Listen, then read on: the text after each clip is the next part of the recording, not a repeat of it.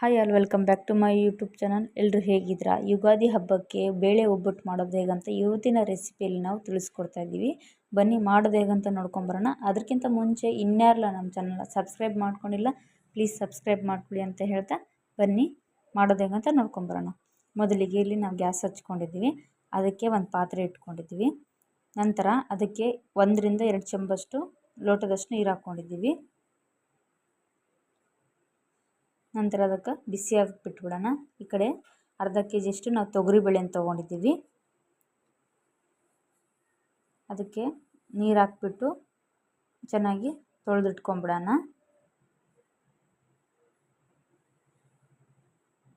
ನಂತರ ಇಲ್ಲಿ ನೀರು ಬಿಸಿಯಾಗಿದೆ, ಅದಕ್ಕೆ ಇವಾಗ ತೊಗರಿಬೇಳೆ ಆ್ಯಡ್ ಮಾಡ್ಕೋಬೇಕು. ಎಲ್ಲ ತೊಳೆದಿರುವಂಥ ತೊಗರಿಬೇಳೆನ ಆ್ಯಡ್ ಮಾಡ್ಕೊಂಡಿದ ನಂತರ ಅದನ್ನು ಕುದಿಯೋಕ್ಕೆ ಬಿಟ್ಬಿಡೋಣ.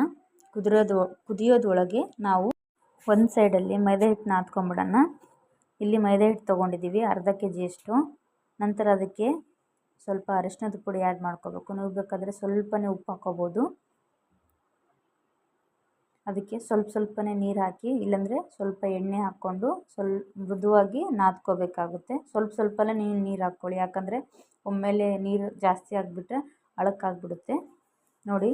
ನಂತರ ಇದಕ್ಕೆ ಸ್ವಲ್ಪ ಎಣ್ಣೆ ಆ್ಯಡ್ ಮಾಡ್ಕೊಂಡಿದ್ದೀನಿ. ಈ ರೀತಿಯಾಗಿ ಸ್ಮೂತಾಗಿ ನಾದ್ಕೋಬೇಕಾಗುತ್ತೆ. ನಂತರ ಇಲ್ಲಿ ರೀತಿಯಾಗಿ ಸ್ಪಾಂಜಿ ಥರ ಆಗಬೇಕು ಹಿಟ್ಟು. ಸ್ವಲ್ಪ ಗಟ್ಟಿ ಏನು ಮಾಡೋದು ಬೇಕಾಗಿಲ್ಲ, ಮೃದುವಾಗಿ ಬೇಕು. ನಂತರ ಒಂದು ಬೌಲ್ ತೊಗೊಂಡು ಅದಕ್ಕೆ ಮೇಲ್ಗಡೆ ಎಲ್ಲ ಮುಳುಗುವಷ್ಟು ಆಯಿಲನ್ನು ಆ್ಯಡ್ ಮಾಡ್ಕೊಳ್ಳಿ. ಯಾಕಂದರೆ ಅದು ಎಷ್ಟು ಬೇಕೋ ಅಷ್ಟೇ ಆಯಿಲನ್ನು ಹೀರ್ಕೊಂಡ್ಬಿಟ್ಟು ಮೇಲ್ಗಡೆ ಇನ್ನೂ ಉಳಿದ ಆಯಿಲು ಮೇಲೆ ಹಾಗೇ ಇರುತ್ತೆ. ನೀವು ಹೋಳಿಗೆ ಮಾಡುವಾಗ ಹಿಟ್ಟನ್ನು ತೆಗೆಯುವಾಗ ಕೈಗೆ ಹಿಟ್ಟು ಅಂಟೋದಿಲ್ಲ. ಹಾಗಾಗಿ ಮೇಲ್ಗಡೆ ಆಯಿಲ್ ಹಾಕ್ಕೊಂಡ್ರೆ ಮೃದುವಾಗಿ ಸ್ವಲ್ಪ ನೆನೆಯುತ್ತೆ.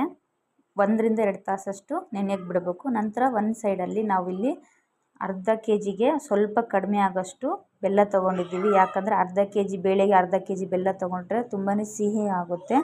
ನಂತರ ಇಲ್ಲಿ ಬೇಳೆ ಬೆಂದಿದೆ, ಈ ರೀತಿಯಾಗಿ ಪ್ರೆಸ್ ಮಾಡಿದರೆ ಬೇಳೆ ಮ್ಯಾಶ್ ಆಗಬೇಕು. ನಂತರ ಅದನ್ನು ಬಸಿದ್ಕೊಂಬಿಡೋಣ.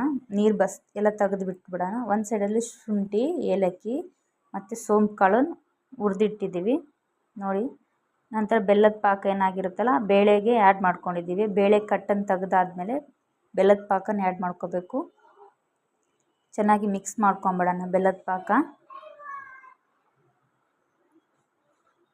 ಅಳಕ್ಕಾದ್ರೇನು ಏನೂ ಆಗೋದಿಲ್ಲ. ಅಳಕ್ಕಾದಷ್ಟು ಚೆನ್ನಾಗಿ ಬೇಳೆ ಬೇಯುತ್ತೆ. ನಂತರ ಇಲ್ಲಿ ನಾವು ಫೈನಾಗಿ ಪೌಡ್ರ್ ಮಾಡಿಟ್ಕೊಂಡಿದ್ದೀವಿ, ಅದನ್ನು ಇವಾಗ ಆ್ಯಡ್ ಮಾಡಿಬಿಡೋಣ. ಇದರಿಂದ ಫ್ಲೇವರ್ ತುಂಬಾ ಚೆನ್ನಾಗಿರುತ್ತೆ, ಹೋಳಿಗೆ ಫ್ಲೇವರು. ಈಗ ಮಿಕ್ಸ್ ಮಾಡ್ಕೊಂಬಿಡೋಣ. ಈ ರೀತಿಯಾಗಿ ಬೇಳೆ ಬೇಯಬೇಕು. ಕಣಗಳು ಯಾವುದೇ ರೀತಿಯಾಗಿ ಕಣಗಳು ಇರೋದಿಲ್ಲ, ಬೇಳೆ ಕಣಗಳು. ನಂತರ ಇಲ್ಲಿ ನಾವು ಹೋಳಿಗೆ ಸೀಟ್ ತೊಗೊಂಡಿದ್ದೀವಿ. ಇಲ್ಲಿ ನೋಡಿ 3 ರಿಂದ 4 ತಾಸು ಹಿಟ್ಟು ನೆಂದಿದೆ, ತುಂಬ ಚೆನ್ನಾಗಿ ನೆಂದಿದೆ. ಅರ್ಜೆಂಟಲ್ಲಿ ನಾವು ಅರ್ಧ ತಾಸು ಹಿಟ್ಟು ನೆನೆಸಿದ್ರೆ ಹೋಳಿಗೆ ಚೆನ್ನಾಗಿ ಬರಲ್ಲ. 3 ರಿಂದ 4 ತಾಸು 5 ತಾಸು ನೆನೆಸಬೇಕು. ನಂತರ ನಾವೇನು ಬೇಳೆ ಚೆನ್ನಾಗಿ ಕುದಿಸ್ಕೊಂಡಿದ್ದೀವಲ್ಲ, ಬೇಯಿಸ್ಕೊಂಡಿದ್ದೀವಲ್ಲ ನೋಡಿ, ಬೇಳೆಯಲ್ಲಿ ಯಾವುದೇ ಬೇಳೆ ಕಣಗಳು ಇರೋದಿಲ್ಲ. ನಂತರ ಹೋಳಿಗೆ ಸೀಟ್ ತೊಗೊಂಡು ಅದ್ರ ಮೇಲೆ ಆಯಿಲ್ ಅಪ್ಲೈ ಮಾಡ್ಕೊಂಬಿಡೋಣ. ನಂತರ ಸ್ವಲ್ಪ ಹಿಟ್ಟು ತೊಗೊಂಡು ಈ ರೀತಿಗೆ ಕೈಯಲ್ಲಿ ಪ್ರೆಸ್ ಮಾಡ್ಕೊಂಬಿಡೋಣ. ಅದಕ್ಕೆ ಹುಣ್ಣನ್ನು ಇಟ್ಬಿಟ್ಟು ಬೇಳೆ ಹೂರಣ ಈ ರೀತಿಯಾಗಿ ಫೋಲ್ಡ್ ಮಾಡ್ಕೊತ ಬರಬೇಕು. ನೀವು ಬೇಕಾದರೆ ಕೈಯಿಂದನೂ ಮಾಡ್ಕೋಬೋದು, ಇಲ್ಲಾಂದರೆ ಟ್ರಾನ್ಸ್ಪರೆಂಟ್ ಪೇಪರ್ ಇರುತ್ತಲ್ಲ ಮೇಲ್ಗಡೆ ಒಂದು ಇಟ್ಬಿಟ್ಟು ಕೈಯಿಂದ ಈ ಥರ ಸ್ಪ್ರೆಡ್ ಮಾಡಿಬಿಟ್ರೆ ಹೋಳಿಗೆ ರೆಡಿಯಾಗುತ್ತೆ. ಹೋಳಿಗೆ ಬರಲ್ಲ ಅನ್ನೋರಿಗೆ ಈ ರೀತಿಯಾಗಿ ಕೈಯಿಂದನೂ ಮಾಡ್ಕೋಬೋದು. ನಂತರ ಸೈಡಿಗೆ ಹಂಚು ಕಾದಿದೆ, ಅದಕ್ಕೆ ಸ್ವಲ್ಪ ಎಣ್ಣೆಯನ್ನು ಹಾಕಿಬಿಟ್ಟು ಮೀಡಿಯಮ್ ಫ್ಲೇಮ್ನಲ್ಲಿ ಬೇಯಿಸ್ಕೊಂಬಿಡೋಣ. ಹೈ ಫ್ಲೇಮ್ನಲ್ಲಿ ಇಟ್ಟರೆ ಹೋಳಿಗೆ ಬೇಗನೆ ಸೀದೋಗ್ಬಿಡುತ್ತೆ. ಮೇಲಿಂದ ಈ ಥರ ಸೀಟ್ ಹಾಕಿದ್ಮೇಲೆ ಮೇಲಿಂದ ಪ್ರೆಸ್ ಮಾಡಬೇಕು. ಆಮೇಲೆ ನಿಧಾನವಾಗಿ ಹಾಳೆಯನ್ನು ಎತ್ತಬೇಕಾಗುತ್ತೆ, ಇಲ್ಲಾಂದರೆ ಅದು ಹೋಳಿಗೆ ಎಲ್ಲ ಮುರಿದೋಗ್ಬಿಡುತ್ತೆ.